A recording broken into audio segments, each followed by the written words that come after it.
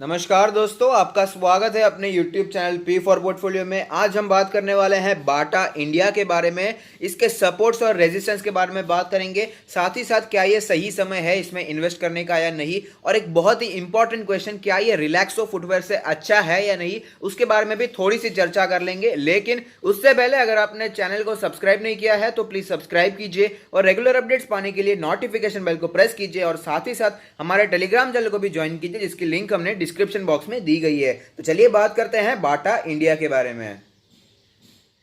सकते हैं कि बाटा इंडिया एक मिड कैप कंपनी है जिसका मार्केट कैप 17,000 करोड़ के आसपास का है। लास्ट ट्रेडेड प्राइस है 1,312 रुपीज, जो कि है तकरीबन 1% नीचे।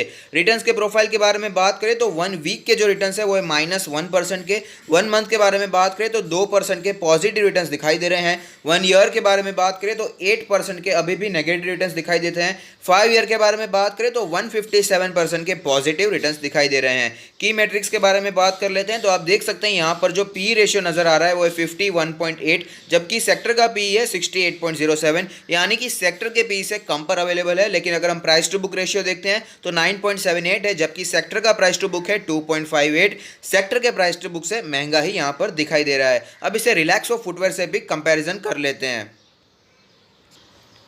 फुटवेयर इंडस्ट्री में दो जो स्टॉक्स मेन है वो है बाटा इंडिया और रिलैक्सो फुटवेयर्स। तो आप देख सकते हैं रिलैक्सो फुटवेयर्स का जो पी रेशियो है वो है 69.77 और जो पीबी रेशियो है वो है 14.28। तो नो डाउट यहाँ पर बाटा इंडिया में रिलैक्सो फुटवेयर से चीप वैल्यूएशन पे मिल रहा है। रिलैक्सो फुटवेयर्स की जो मार्केट कैप है वो भी कोई 16,000 करोड़ के आसपास की है। तो हम कह सकते हैं एक ही साइज की कंपनी है, ना ही ज़्यादा कोई बड़ी है ना ही ज़्यादा कोई छोटी है। लेकिन यहाँ पर हम क्लियरली देख सकते हैं कि वैल्यूएशन के बेसिस पे रिलैक्सो फुटवेयर्स काफ़ी ज़्यादा महंगी दिखाई दे रही है बाटा इंडिया के कंपैरिजन में। लेकिन दोनों ही अच्छी कंपनी है, दोनों को अगर हम कंपेयर करते हैं तो अपनी चॉइस रहती है। दोनों ने अच्छे रिटर्न्स बनाकर दिए हैं। इसके रिटर्न्स के प्रोफाइल को भी कंपेयर कर लेते हैं। रिटर्न्स के प्रोफाइल को देखते हैं तो ये 1 ईयर के रिटर्न्स आप देख सकते हैं। बाटा इंडिया ने पिछले 1 साल के टाइम होराइजन में 9.38% के नेगेटिव रिटर्न्स दिखाए हैं, जबकि रिलैक्सो फुटवेयर्स ने उससे काफ़ी उल्टा प्रदर्शन किया है और 36.52% के पॉजिटिव रिटर्न्स यहाँ पर देखने को मिले। अब 3 ईयर के टाइम होराइजन के रिटर्न्स भी देख लेते हैं। बाटा इंडिया ने 3 साल में हमें 150% के पॉजिटिव रिटर्न्स बनाकर दिए हैं, जबकि रिलैक्सो ने 167% के पॉजिटिव रिटर्न्स दिखाई दे रहे हैं। तो आप देख सकते हैं कि 3 ईयर टाइम होराइजन में भी रिलैक्सो ने हमें ज़्यादा अच्छे रिटर्न्स बनाकर दिए हैं। अब देख लेते हैं 5 ईयर के टाइम होराइजन में कैसे रिटर्न्स दिखाई दे रहे हैं। 5 ईयर के जो रिटर्न्स है बाटा इंडिया ने बनाकर दिए हैं 148% के पॉजिटिव रिटर्न्स। अगर बात करें रिलैक्सो के बारे में तो रिलैक्सो ने बनाकर दिए हैं 161% के पॉजिटिव रिटर्न्स। तो हमने वैल्यूएशन के बेसिस पे दोनों को कंपेयर किया और हमने देखा कि रिलैक्सो फुटवेयर्स काफ़ी ज़्यादा एक्सपेंसिव वैल्यूएशन पे चल रहा है in comparison to Bata India. लेकिन साथ ही साथ हमने ये भी देखा है कि रिटर्न्स के प्रोफाइल में हर एक बेसिस पे रिलैक्सो ने अच्छा ही परफॉर्म किया है, चाहे वो 5 ईयर हो, 3 ईयर हो या 1 ईयर हो। उसमें भी 1 ईयर में तो काफ़ी ज़्यादा मार्जिन से बीट करता हुआ नजर आया है। 9% नीचे था बाटा इंडिया 1 साल में, लेकिन रिलैक्सो 36% हमें ऊपर दिखा है। तो हमें दिखता है परफॉर्मेंस के बेसिस पे रिलैक्सो काफ़ी ज़्यादा ऊपर चल रहा है, लेकिन वैल्यूएशन भी उसका ही काफ़ी ज़्यादा महंगा है। तो अगर हम कंक्लूजन पे आते हैं कौन सी अच्छी कंपनी है, तो मेरा मानना है दोनों ही अच्छी कंपनी है। दोनों ही फंडामेंटली स्ट्रांग कंपनीज है, दोनों ही फंडामेंटली स्ट्रांग मिड कैप्स है। तो अगर आप फुटवेयर इंडस्ट्री में इन्वेस्ट करना चाहते हैं तो आपके कन्वीनियंस के हिसाब से आप जिसके साथ भी कंफर्टेबल है उसमें आप इन्वेस्ट कर सकते हैं, या तो फिर आप दोनों में आधा आधा पैसा एलोकेट करके भी इन्वेस्ट कर सकते हैं। आपको ये दोनों स्टॉक्स लॉन्ग टर्म में अच्छा पैसा बनाकर दे सकती है। अब चलिए बाटा इंडिया के चार्ट्स पर चलते हैं, वहां पर कैसी सिचुएशन बनी हुई है उसके बारे में भी बात कर लेते हैं। तो आप देख सकते हैं कि हम लोग चार्ट्स पर आ चुके हैं, जहां पर हमें पता चलता है कि मार्केट क्रैश से पहले स्टॉक 1800 के आसपास ट्रेड कर रहा था, लेकिन उसके बाद अच्छी गिरावट देखने को मिली। 1000 के आसपास स्टॉक ने सपोर्ट लिया और फिलहाल अच्छी रिकवरी भी दिखा दी है। 30% के आसपास स्टॉक रिकवर हो चुका है। करंट सिचुएशन के बारे में बात करें तो आप देख सकते हैं फिलहाल इसने अपने 200 डेज के ईएमए को अप्रोच करने की कोशिश की थी, जो कि रेड लाइन है, जो कि लेवल है 1450 का। वहां पर उसे रेजिस्टेंस फेस करना पड़ा और स्टॉक हमें नीचे आता हुआ दिखाई दे रहा है। 1300 के आसपास से ऑलरेडी पहुंच चुका है। इंडिकेटर्स के बारे में बात कर लेते हैं। मनी फ्लो इंडेक्स का जो नंबर निकल कर आता है वो है 25, क्योंकि आप देख सकते हैं काफ़ी समय पहले ही ओवरबॉट कैटेगरी में चला गया था और उसके बाद अच्छा करेक्शन हमें यहाँ पर देखने को ऑलरेडी मिल चुका है। ओवरसोल्ड कैटेगरी में ऑलरेडी एंटर कर चुका है। अगर ये 20 के भी नीचे चला जाता है तो हाईली ओवरसोल्ड कैटेगरी हमें देखने को मिल सकती है। बात कर लेते हैं इसके आरएसआई के नंबर के बारे में। आरएसआई का नंबर है 44.15। अब देख सकते हैं आरएसआई का नंबर काफ़ी समय से नीचे आता हुआ दिखाई दे रहा है, जो कि वीकनेस को साफ साफ डेमोन्स्ट्रेट करता है। MACD के बारे में बात कर लेते हैं। MACD में भी हमें बियरिश क्रॉसओवर देखने को मिला है। कुछ ही समय पहले यहाँ पर बियरिश क्रॉसओवर कन्वर्ट हो गया था और उसके बाद अच्छी खासी गिरावट ऑलरेडी हो चुकी है। अगर बात करें बॉलिंजर बैंड के बारे में, तो बॉलिंजर बैंड के अपर बैंड के आसपास स्टॉक ने रेजिस्टेंस फेस किया और हमें वहां से गिरावट देखने को मिली और अपने लोअर बैंड के आसपास ऑलरेडी ट्रेड करता हुआ नजर आ रहा है। लोअर बैंड जो कैलकुलेट होकर आता है वो है 1283 का लेवल, और अगर बात करें मीडियन के बारे में तो वो है 1358 का लेवल। अपर बैंड जो कैलकुलेट होकर आता है 1433 का लेवल।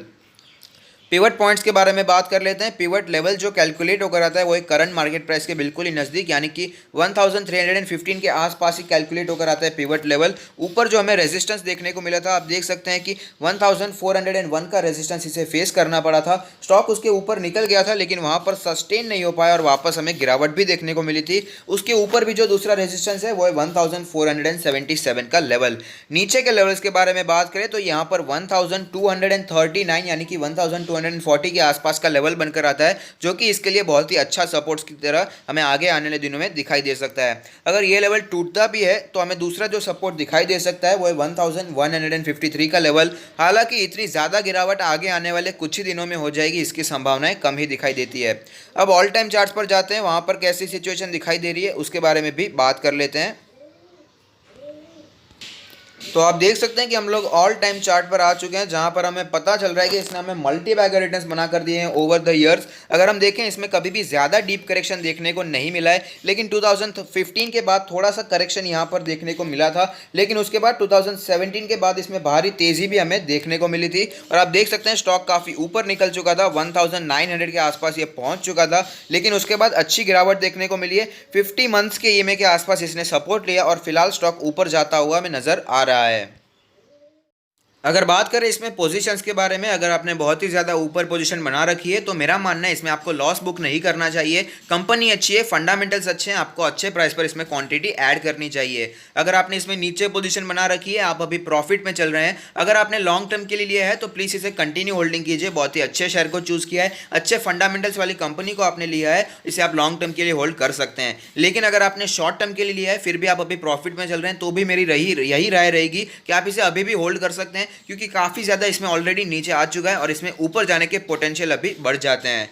अगर बात करें इसमें फ्रेश बाइंग के बारे में, तो जो एग्रेसिव इन्वेस्टर हैं, एक्टिव इन्वेस्टर हैं, उनके लिए करंट मार्केट प्राइस भी बिल्कुल अच्छा है, क्योंकि हमने देखा है कि जो सपोर्ट्स बनकर आते हैं करंट मार्केट प्राइस के बिल्कुल ही नज़दीक हैं। जो लोअर बैंड था बॉलिंजर बैंड का वो भी 1283 के आसपास ही था, साथ ही साथ पिवट पॉइंट पे जो सपोर्ट नज़र आ रहा था वो भी 1240 के आसपास था, और जो दूसरा हमें सपोर्ट यहाँ पर नज़र आ रहा है वो भी 1260-70 के आसपास है। तो ये लेवल काफ़ी अच्छा लेवल माना जाएगा। तो अगर आप 1240 से 1300 तक कहीं पर भी बाइंग करते हैं तो वो अच्छा सपोर्ट है एग्रेसिव इन्वेस्टर के लिए। एक्टिव इन्वेस्टर यहां पर बाइंग के बारे में सोच सकते हैं, लेकिन अगर आप वेट करना चाहते हैं, पेशेंट बाइंग करना चाहते हैं, वैल्यू इन्वेस्टिंग करना चाहते हैं, तो मेरा मानना है आपको 1150 के लेवल का वेट करना चाहिए, क्योंकि हमने देखा है उसी लेवल के आसपास स्टॉक ने बहुत बार सपोर्ट लिया है। और साथ ही साथ हमने ये भी देखा कि पिवट पॉइंट्स पे जो दूसरा सपोर्ट बनकर आता था वो था 1153 के आसपास। तो मेरा मानना है जो पेशेंट इन्वेस्टर हैं, वेट करना चाहते हैं, उन्हें अगर 1170 50 उस लेवल के आसपास स्टॉक मिलता है तो वहां पर आप बाय कर सकते हैं। तो लेवल्स तो मैंने आपको बता दिए हैं, लेकिन कौन से लेवल पर लेना है ये तो आपका डिसीजन है। लेकिन अगर आपको ये वीडियो पसंद आया है तो लाइक कीजिए, शेयर कीजिए, कमेंट कीजिए, सब्सक्राइब कीजिए और मुझे मोटिवेट कीजिए। Thank you, stay happy, happy investing.